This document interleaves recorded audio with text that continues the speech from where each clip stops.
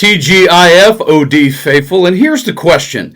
At what point does complicit equal culpable? Because when it comes to President Donald Trump and his White House spokesperson, Karoline Leavitt, you have to begin to ask the question when it comes to this breaking story, because she does speak at the direction of the President of the United States. And as we well know, Donald Trump's playbook is the 3 Ds: deny, dismiss, and then denigrate.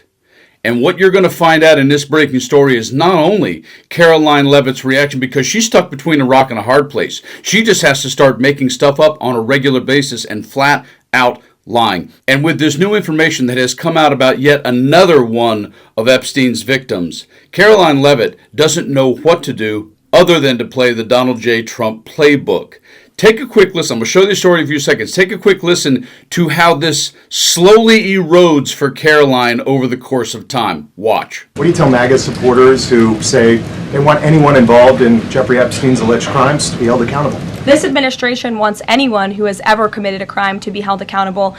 Oh yeah, they want every crime taken care of unless the president himself actually did it. More here. That's why the Attorney General and the FBI Director pledged at the President's direction to do an exhaustive review of all of the files related to Jeffrey Epstein's crimes and his death. According to the report, systematic review revealed no incriminating client list. So what happened to the Epstein client list that the Attorney General said she had on her desk? Yes, she was saying the entirety of all of the paperwork, all of the paper in relation to Jeffrey Epstein's crimes. Reports that President Trump or that FBI agents going through the Epstein files were told to flag President Trump's name if it came up. Is that something the president was aware of, or something that he directed those agents or the Department of Justice to do? I don't believe that's something the White House was aware of. You'd have to ask the FBI. Yeah, you'll just have to ask the FBI.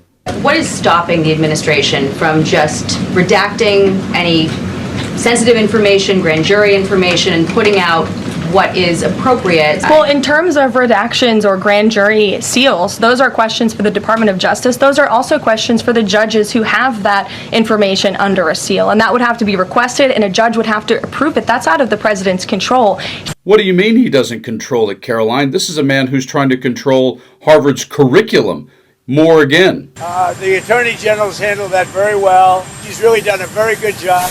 I would like to see that also, but I think the Attorney General, the credibility is very important. And of course, Donald himself wanting to talk about credibility.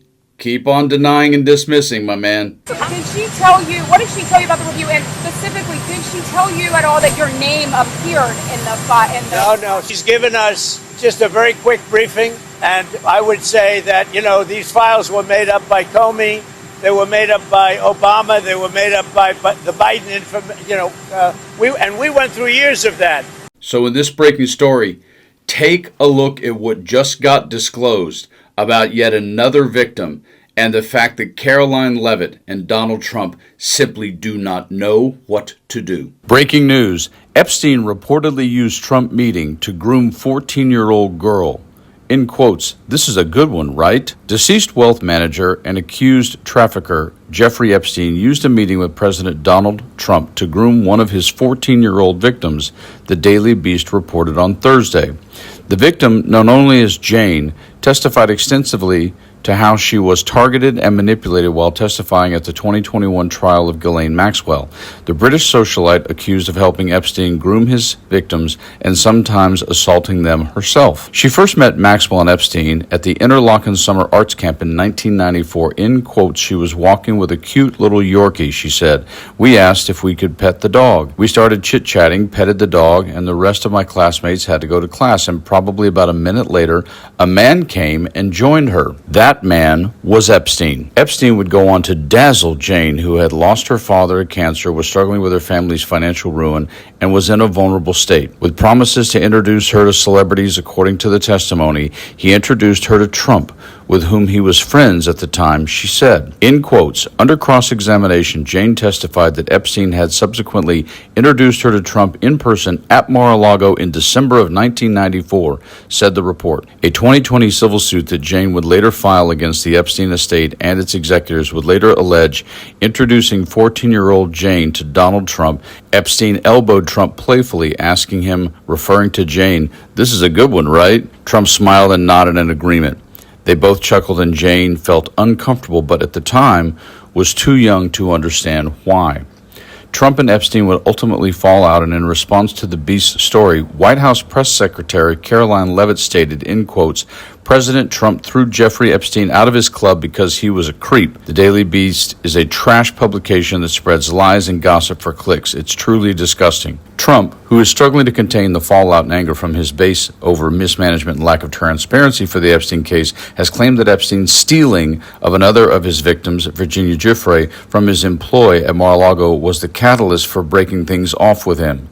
But as journalist Tara Palmieri has noted, that timeline doesn't add up, as Giuffre was groomed and abused by Epstein between 2000 and 2002, and Trump remained friends with Epstein and allegedly contributed to his birthday book after that time. There is no question that I personally believe somehow, some way, because of the way he functions and because of all the sycophants in his sphere and the fact that he has zealots in the cabinet and everywhere else who are just going to make sure that this president never goes down, they'll find a way out of this. But because of the way Trump's ego and his arrogance and his elitism and the fact that he's never been held to any consequence tangibly that I can see in my lifetime of knowing who this guy is, I believe there'll be a way he finds his way out of this.